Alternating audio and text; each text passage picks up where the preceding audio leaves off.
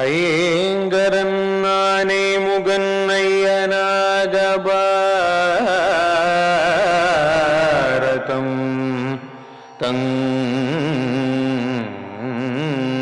தங்கரம் பதித்திட தேவீக பாரதம்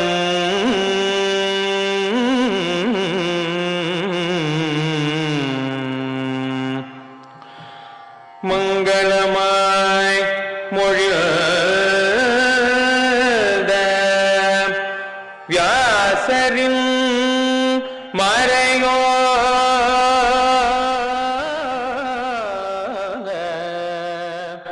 ராம ரவிச்சந்திரன் எழுதியுள்ள ஸ்ரீ காஞ்சி மகாஸ்வாமி மதுரமாலை என்ற நூல் வெளியீட்டு விழா சென்னை மயிலாப்பூரில் நடைபெற்றது. தாமரை பிரதர்ஸ் மீடியா பதிப்பகம் இந்த நூலை வெளியிட்டுள்ளது. மகா பெரியவரின் வாழ்க்கை வரலாற்று சிறப்புகள் பற்றி எளிமையான கவிதை நடையில் இந்த புத்தகம் பேசுகிறது. ஸ்ரீ காஞ்சி மகாஸ்வாமி மதுரமாலை புத்தகத்தின் முதல் பிரதியை தாமரை பிரதர்ஸ் மீடியாவின் இயக்குனரும் தினமலர் இணை இயக்குனருமான லட்சுமிபதி வெளியிட தொழிலதிபர் நல்லி குப்புசாமி செட்டியார் பெற்றுக்கொண்டார்.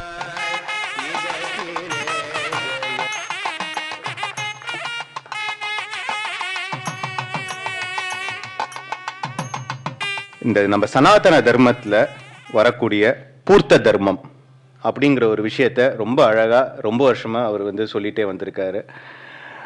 அதாவது நம்ம ஏரி குளம் இது எல்லாத்தையும் பாதுகாக்கணும்னு எல்லாரும் இப்போ சோஷியல் ஸ்டடீஸில் என்வாயன்மெண்டல் ஆக்டிவிஸ்ட் எல்லாருமே அதை தான் இப்போ சொல்லிட்டு இருக்காங்க. அது அன்றைக்கே அவர் அழகாக சனாதன தர்மத்தில் இருக்கிறத அவர் நம்மள்கிட்ட கொண்டு போய் சேர்த்துருக்காரு. இன்றைக்கி நீங்கள் பார்த்தீங்கன்னா இப்போ வார் டைமில் நீங்கள் கேள்விப்பட்டிருக்க நியூஸில் அரப் கண்ட்ரீஸில் வாழ்வாதாரமே வாட்டர் தான். அதுவும் டீசாலினேஷன் பிளான்ட் வச்சு தான் அவங்களுக்கு தண்ணியே கிடைக்கிது. அந்த டீசாலினேஷன் பிளான்ட்டை தான் அட்டாக் பண்ணுறாங்க. தண்ணியே இல்லை வில்லேஜஸ்லன்னு இப்போ நியூஸ் படிக்கிறோம் நம்ம. ஸோ எவ்வளோ தூரம் அது முக்கியம். இப்போ நமக்கு நம்ம பண்ண பாக்கியம், நம்ம இருக்கிற புண்ணிய பூமி, நமக்கு அந்த வளங்கள் நம்ம நாட்டிலே இருக்குது. அதை நம்ம பாதுகாக்க வேண்டியது எவ்வளோ ஒரு பெரிய விஷயங்கிறத இன்றைக்கி நம்ம ரியலைஸ் பண்ணுறோம். அதை அன்றைக்கே அவர் போதிச்சிருக்காரு. நமஸ்காரம் பண்ணிட்டோம். என் பையன் அப்போ தான் ஃபஸ்ட் டைம் வரான் பெரியவர் தரிசனம் பண்ணுறதுக்கு. அப்போ ஸ்ரீகண்டன் சொன்னார், இது மாதிரி நல்லியும் அவங்க சன்னும் வந்திருக்காங்க அப்படின்னு சொல்லிட்டு. என்னன்னு கேளுன்னார். இது மாதிரி விஷயத்த சொன்னோம். அவர் பெரியவார்கிட்ட போய் சொன்னார்.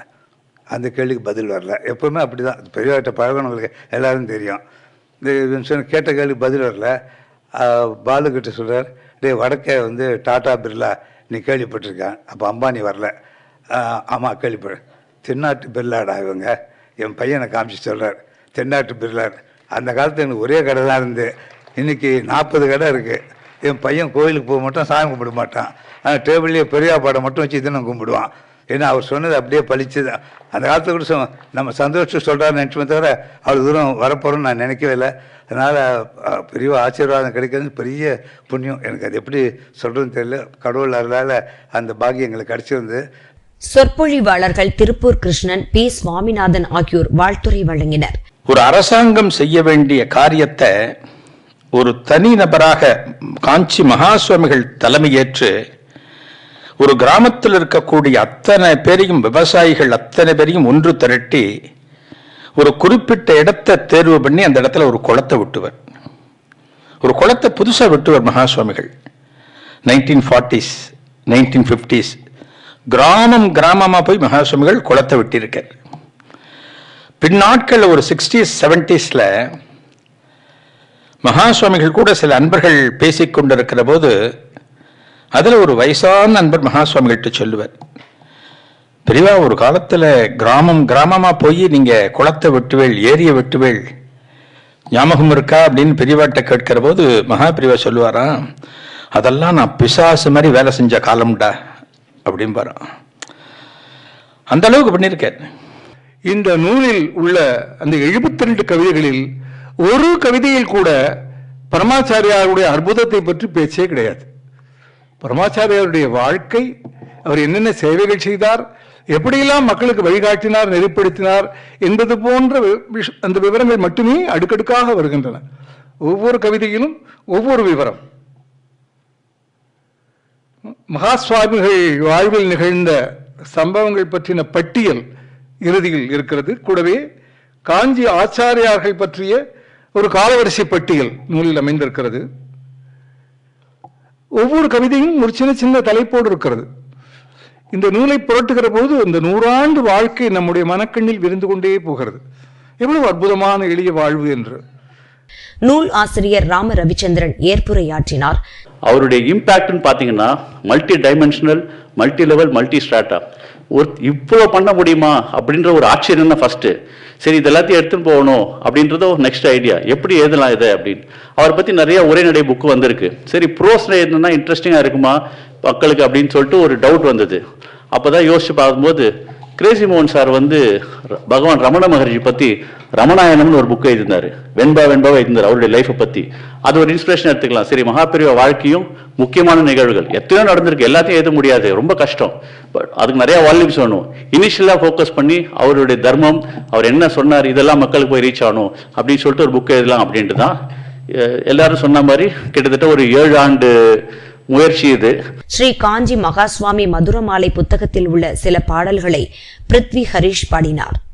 ஜகத்தினை ரட்சித்திடும் ஜனனியில் ஷீலனாய் இகத்திலே ஜய வருஷம் ஈன்றெழுந்த பாலனாய் அகத்திலே அடியார்கள் ஆன்மீகம் போற்றிட கலியுகத்திலே தெய்வமான ஸ்ரீ ஜகத்குரு சரணம் சிரத்தில் பிறையேற்று